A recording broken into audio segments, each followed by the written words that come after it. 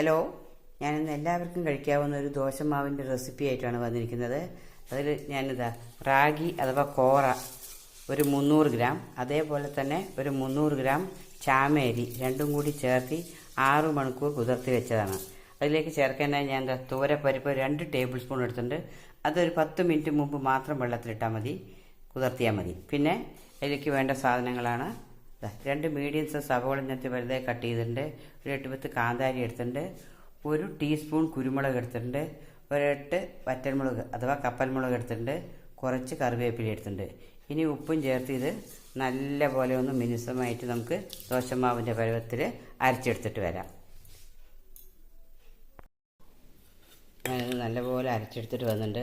ഒരുപാട് ലൂസായിട്ടില്ല, ഇത് ഇത്രയും കട്ടിയുമാണ്. അങ്ങനെയാണ് ഞാൻ അരച്ചെടുത്തിരിക്കുന്നത്. ഇനി ഞാനിത് അവിടെ ഒരു ദോശക്കല്ല് ചൂടാക്കാൻ വെച്ചിട്ടുണ്ട്. എൻ്റെ പുതിയൊരു നോൺ സ്റ്റിക്ക് പാൻ വാങ്ങി, അതെന്തോ ഗുണമില്ല തോന്നുന്നു, കലത്തുമ്പോൾ ഒട്ടി പോകുന്നു. ഞാനിപ്പോഴും എൻ്റെ പഴയ ഇരുമ്പ് ദോശച്ചട്ടിയിലാണ് ഉണ്ടാക്കുന്നത്. ഇരുമ്പിൽ പാചകം ചെയ്ത് കഴിക്കുന്നത് നമ്മുടെ ആരോഗ്യത്തിന് വളരെ നല്ലതാണ്.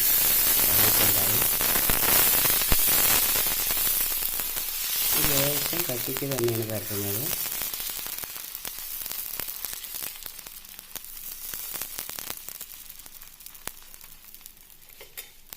ഇതിലേക്ക് അല്പം എണ്ണ, ഞാനിവിടെ ഗോൾഡ് വിന്നർ എണ്ണയാണ് എടുത്തിരിക്കുന്നത്. സാധാരണ ഞാൻ വെളിച്ചെണ്ണയാണ് ഉപയോഗിക്കാറ്.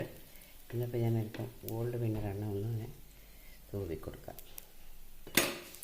എന്നിട്ട് അടച്ച് വെച്ച് നമുക്ക് വേവിക്കാം. ഇതിന് പ്രത്യേകിച്ച് ഒരു ചമ്മന്തിയുടെ ചട്നിയുടെ ഒന്നും ആവശ്യമില്ല. എങ്കിലും ഞാനിപ്പോൾ ഇതിലേക്ക് തൽക്കാലം ഉണ്ടാക്കുന്നത് ഈ ഒരു 11 കപ്പൽമുളക്, ഇതിനാണ് ഞങ്ങൾ കപ്പൽമുളക് എന്ന് പറയും. അത് ഞാൻ നടുവ് കയറി എപ്പോഴും അതിൻ്റെ വിത്ത് ഞാൻ മാറ്റിക്കളയും. എന്നിട്ട് അതിനെ ഒന്ന് കഴുകി വൃത്തിയാക്കി നനച്ചെടുത്ത് കുതിർത്തെടുത്താണ്. ഒരുപാട് നേരം വെള്ളത്തിലിട്ട് കുതിർത്തരുത്. ഇത് 2 മീഡിയം സൈസ് സവോള അരിഞ്ഞെടുത്തതാണ്. ഇതും കൂടി നമുക്കൊന്ന് ആവശ്യത്തിന് ഉപ്പും ചേർത്ത് മിക്സിയിലൊന്ന് അരച്ചെടുക്കാം. ദോശ ഇവിടെ ആകുമ്പോഴേക്കും നമുക്കത് അരച്ചെടുത്തിട്ട് വരാം. നമുക്ക് തുറന്ന് മറിച്ചിട്ട് കൊടുക്കാം.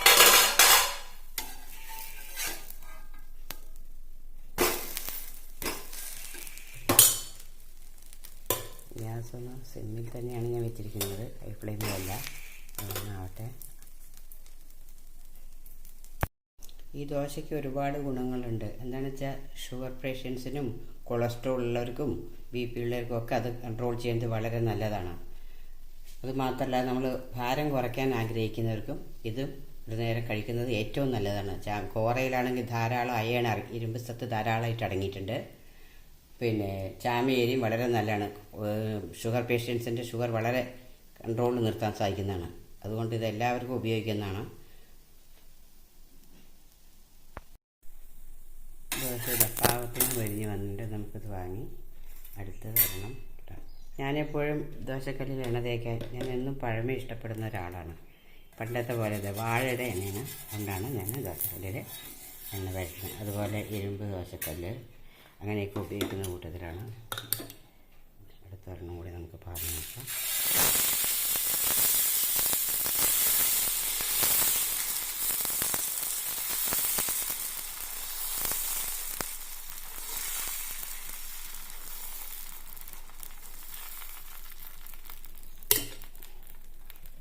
കുറച്ച് എണ്ണ കൊടുക്കാം.